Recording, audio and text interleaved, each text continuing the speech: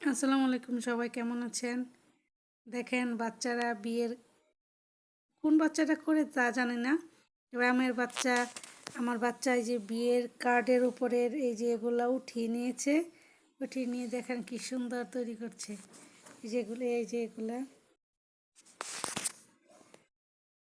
এই গাম দিয়ে favicon sticky এটা দিয়ে তৈরি করেছে। কার কার বাচ্চারা এরকম সুন্দর জিনিস তৈরি করতে পারে? এই যে দেখেন খুব সুন্দর সুন্দর জিনিস তৈরি করেছে, এখনো করছে।